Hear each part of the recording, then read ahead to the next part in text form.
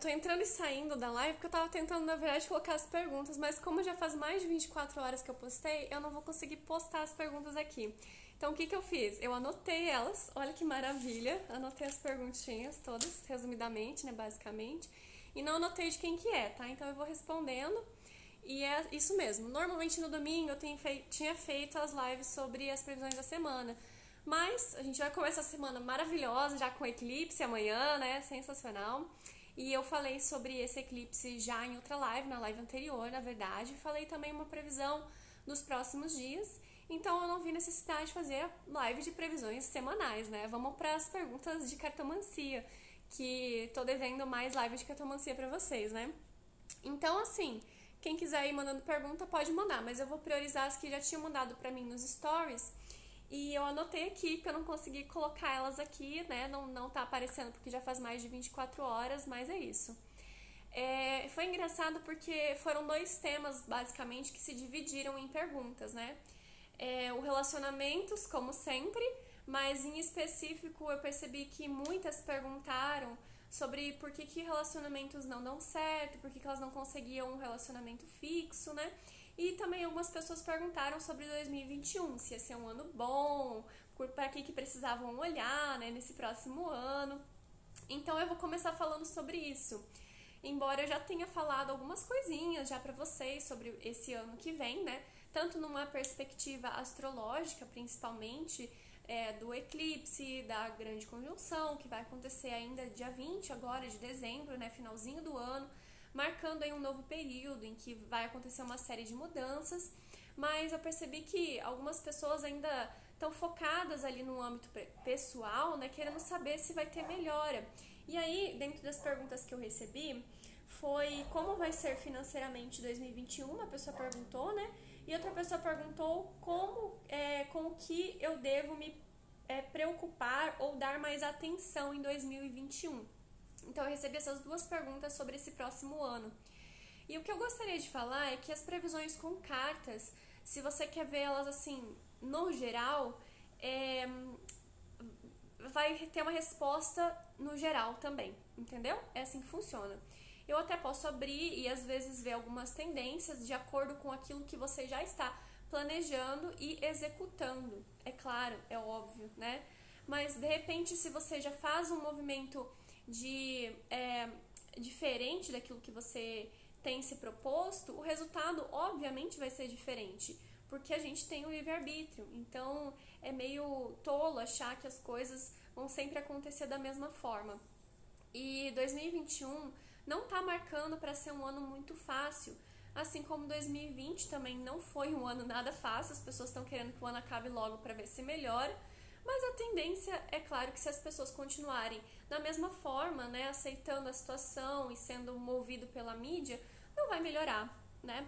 E eu comentei algumas coisas já, principalmente sobre os cuidados que a gente deve ter no próximo ano. Eu não vou entrar em detalhes de novo nesse vídeo, então eu peço caridosamente para vocês, né, assistirem as outras lives, principalmente a que eu falo sobre os cuidados para o próximo ano, para os próximos anos, né, onde eu expliquei exatamente o que acontece no nível energético, espiritual também, além dessa questão da saúde, né, e também sobre, como eu falei, sobre a grande conjunção, onde eu expliquei essa questão da era de aquário que as pessoas falam, né, as tendências de acontecimentos para esse próximo período. Então é basicamente isso. Quem quiser enviar perguntas para a caixinha, eu já vou estar respondendo com as cartas também, ok?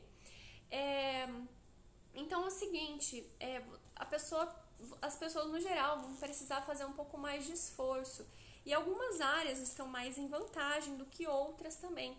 Né? Na live eu comentei sobre algumas áreas que estão mais facilitadas e outras que estão um pouquinho mais difíceis, né? Que provavelmente quem trabalha para alguém, principalmente pequenas empresas, estão com uma tendência de terem muita dificuldade, principalmente se não é num ramo de necessidades primárias, né? Então é bom prestar atenção nisso aí. Mas eu vou responder sobre uma pessoa que perguntou sobre como vai ser financeiramente 2021 para essa pessoa. O ano tem 365 dias, né? Então é claro que vai ter períodos de mudança. Eu vou ver num aspecto geral, ok? E é claro que se você fizer um movimento diferente, de por exemplo, foi um resultado ótimo, vai ser ótimo no meu 2021, e ficar ali esperando as coisas acontecerem, não vai ser tão ótimo assim. E ao mesmo tempo que se você vê que não vai ser tão legal e fazer um esforço para ser melhor, obviamente que tem uma tendência a melhorar, ok? Então é uma previsão com base naquilo que você está fazendo, naquilo que você está realizando.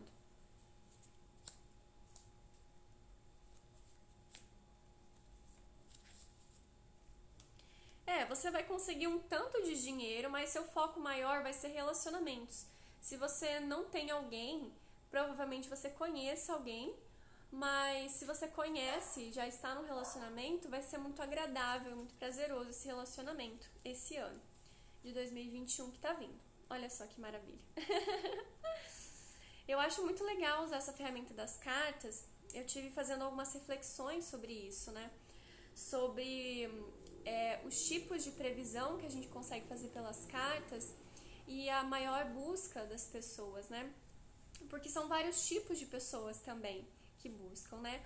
Algumas, elas estão dispostas a ouvir atentamente e realmente entendem que é um processo de autoconhecimento e conseguir tentar ver com mais clareza o que tem feito, né? O que a pessoa mesma tem feito e assim se reavaliar. Mas muitas pessoas não veem com clareza e ao mesmo tempo quando recebem a resposta também não é com clareza, né? Não aceitam na verdade a resposta que vem e também não fazem um movimento de mudança. E eu até pretendo escrever melhor sobre isso, eu fiz algumas anotações já, porque é interessante pra gente se autoavaliar também, de estar mais receptivo e ouvir mais as respostas, né? Prestar um pouquinho mais de atenção em como funciona. Quem tiver interesse que eu responda as perguntas sobre as cartas, né? Não é pra intimidar ninguém não. Pode perguntar. Quem quiser uma consulta com mais detalhes, também é só mandar uma mensagem pra mim e você tem 1 hora para fazer quantas perguntas você quiser, não só para as cartas, mas o seu mapa astrológico natal também será analisado, né? Dentro de uma visão sistêmica também, então vale bastante a pena. Outra pergunta que eu recebi sobre 2021 é com o que devo me preocupar ou dar mais atenção. Essa é uma pergunta muito, muito, mas muito abrangente. Porque a gente não tem como focar em uma área específica, né? Até mesmo quando a gente faz algumas técnicas de previsão astrológica, às vezes alguma área está em evidência, mas muitas vezes mais de uma estará em evidência. Então, o ideal é, além de fazer às vezes uma revolução solar, né, auxiliar com outras técnicas, é tentar ser mais objetivo com o que você está querendo desenvolver nesse ano. E perceber os movimentos também, né? Os movimentos mundiais, as necessidades que vão surgindo, para ter mais alinhamento. Aqui está aparecendo, para essa pessoa em específico, né, que perguntou sobre isso, que as relações vão estar em evidências, principalmente as familiares e as pessoais, acordos de pessoas de colegas de trabalho, pessoas que estão na mesma hierarquia, dentro de um sistema mais cotidiano, rotineiro de convivência, tá? Então pode ser isso, que você deva prestar bastante atenção em tentar ser mais harmônica e produtiva também, ok? Houve também uma outra pergunta sobre para que estou precisando olhar, e não especificou em qual período, né? Acho que é nesse momento agora. E a gente sempre precisa olhar, né? Na constelação familiar a gente tem esse termo, que é o olhar, que significa o ver, mas não é como você vê a tela do celular, não é como você está me vendo. É quando você olha para uma pessoa, principalmente, e você consegue perceber a essência dela, as emoções por trás daquele olhar, né? E isso sim é olhar. É um olhar com qualidade de presença, com qualidade de atenção. Isso acontece muito com os nossos familiares, principalmente, com pessoas que a gente convive o dia todo. né? Todos os dias a gente tá ali e vê a pessoa, olha a pessoa, mas não é esse olhar sistêmico, né, que derivou essa pergunta. Porque às vezes a pessoa tá ali passando por uma situação difícil, tá em algum conflito interno, e você não tem a capacidade de olhar e perceber isso. Então esse olhar significa uma qualidade de atenção e de presença. E a gente não deve simplesmente focar nosso olhar em uma coisa só, mas todas as coisas que são e que estão, que fazem parte do nosso sistema, que fazem parte da nossa história, da nossa origem, da nossa família e do nosso presente. Entende? Então esse olhar é essa qualidade de presença, que infelizmente hoje está cada vez mais escassa. Porque como as pessoas estão com a atenção viciada, né, aquela dopamina instantânea de querer sempre uma novidade, né, sempre estão ali no feed de notícias, né, nos stories, que são segundos, são frações de segundos, e de repente já tem uma novidade, uma novidade, uma novidade. Isso vai jorrando dopamina no cérebro e enganando ele. Então quando você precisa de uma qualidade de atenção maior, em que não vai gerar uma dopamina de acordo com a novidade daquela relação, o ser humano está cada vez com maior dificuldade de fazer isso. E isso afeta diretamente a questão familiar. Isso é um assunto muito sério, porque o que mais acontece é uma negligência com os filhos, né? Não tem paciência para ajudar a fazer tarefa, não tem paciência para brincar, não tem paciência para fazer alguma coisa junto com o filho. Isso é muito sério porque gera um sentimento de rejeição muito grande na criança. É fundamental ter uma qualidade de relacionamento. E isso implica também nas relações amorosas. Cada vez mais se relaciona com a intenção de suprir uma carência interna, um vazio interno. E esse vazio interno provavelmente está ainda maior por conta desse excesso de informação rápida, né? Desse excesso de necessidade de atenção no momento, de uma novidade no momento. Isso prejudica muito as relações que são construídas com o tempo, né? Com qualidade de atenção, com qualidade de presença. Então esse olhar, às vezes, é interessante sistemicamente a gente tentar perceber o que a gente não está olhando, o que a gente não está vendo, mas ele vai ficar cada vez mais treinado e mais preciso conforme a gente treinar a olhar tudo do nosso passado, da nossa origem e também do nosso presente, das pessoas com quem a gente convive, né? Então, por exemplo, é possível você olhar para uma pessoa e perceber se, por exemplo, a imunidade dela está baixa com o olhar.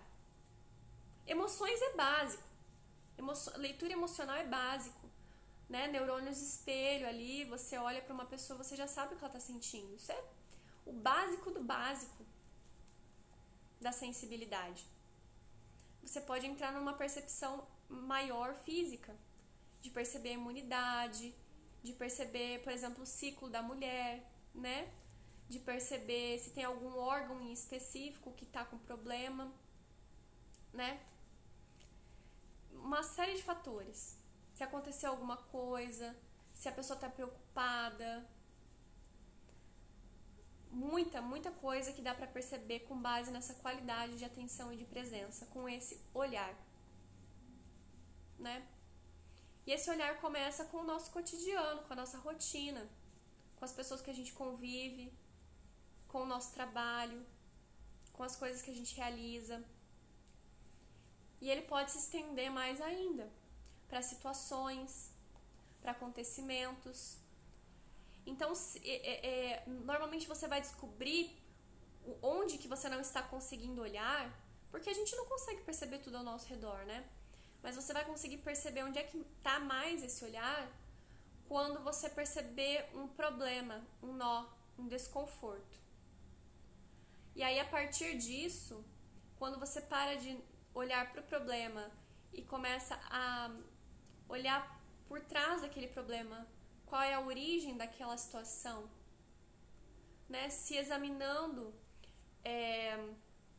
de atitudes, emoções e até mesmo origens pessoais também. E aí você vai estar fazendo um olhar verdadeiro para a situação que você excluiu e que gerou o sintoma, né? Então, por exemplo, tem muita gente que reclama de dor, né? Dor de cabeça é o mais comum, mas existem vários tipos de dores, né? Eu senti, inclusive, eu acho que tem alguém que tá me assistindo ou que vai assistir que tá com dor de cabeça. E a dor de cabeça, ela é muito comum, as pessoas, não sei o que é, vou tomar um remedinho. E aí ela não percebe nenhum padrão, nenhum sintoma, vai no médico e não tem razão, não tem explicação do motivo. Mas volta e meia dá uma crisezinha de dor de cabeça ou até mesmo enxaqueca, né? E aí se a pessoa faz um olhar mais profundo, o que é a dor? A dor, ela é uma tensão, né? E aí essa tensão, ela é causada por uma necessidade de proteção. Aí apareceu a pessoa que tá com dor de cabeça. Ela é gerada por uma necessidade de proteção. Então a necessidade de proteção aparece e aí gera tensão.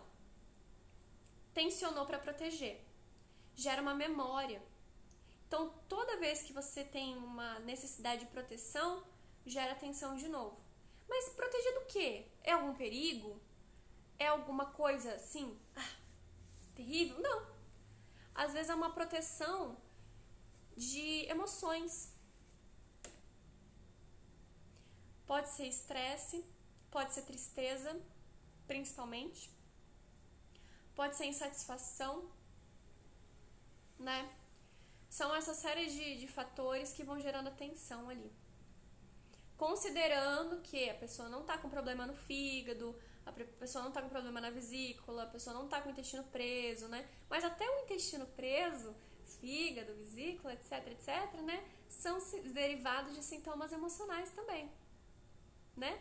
Que trabalhando o físico e o emocional conjuntamente, né? É feita essa liberação.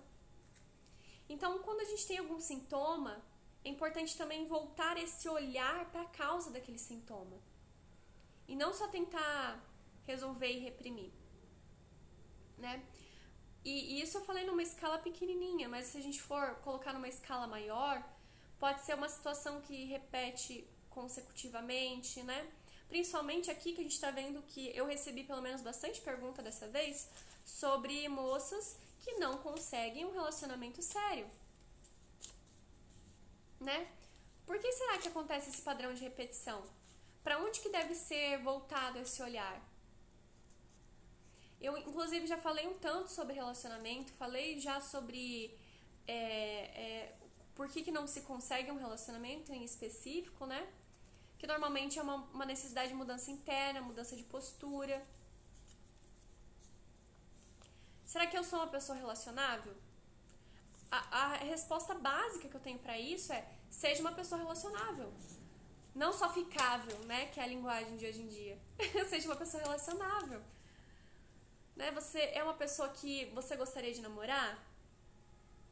Né? Você encontrou uma pessoa com quem você gostaria de namorar e agiu dessa forma com essa pessoa, de uma forma comprometida? Então são esses pontos que são necessários serem avaliados, né? Indico, recomendo que assistam também os vídeos anteriores, né? E para refletir um pouco mais sobre isso e façam uma consulta para a gente analisar certinho o mapa astrológico natal, e aí eu consigo identificar exatamente os pontos. Que provavelmente pode ser que tenha uma origem familiar, de repetição de padrão, ou você está ocupando o papel do pai, o papel da mãe, né? E aí acaba refletindo nos relacionamentos. Pode ser alguma dificuldade também com casa 7 regente, que aí nesse caso pode ser algum problema em específico de envolver com o trabalho, ou confundir com o colega, ou ver como inferior, ou até um excesso de exigência, ou um medo de abandono. Pode ser uma série de fatores, né? Mas principalmente eu vejo que a mídia, as coisas que são colocadas hoje incentivam muito o empoderamento feminino, legal, mas dentro de uma exclusão de ser relacionável. Porque a mulher precisa estar na defensiva o tempo todo. Ela não pode ser receptiva. Se ela baixa a guarda, é perigoso para ela. Né? E aí ela acaba assumindo uma postura mais masculina. E aí fica difícil ser relacionável. Mas, enfim, são vários fatores, né? Então, eu vou encerrar a live aqui, porque eu falei um tanto de coisas muito legais já. E eu não vou responder as perguntas uma por uma, porque são muitas perguntas repetidas, né? E o que eu recomendo é que realmente manda uma mensagem pra mim, agenda uma consulta, aproveita o 13º aí e aí eu consigo ver o caso específico de cada uma. Pelas cartas é possível ver alguns indícios, né? Mas como eu não consegui colocar as figurinhas aqui com as perguntas, fica um pouco mais difícil, ok? Eu quero que vocês também prestem bastante atenção nos stories, porque eu vou abrir algumas enquetes ali para refinar essa questão de horários, de preferência de lives, dias da semana, para ter um maior número de participação aqui também, tá? Então, grata pela participação de vocês e uma boa semana para nós também.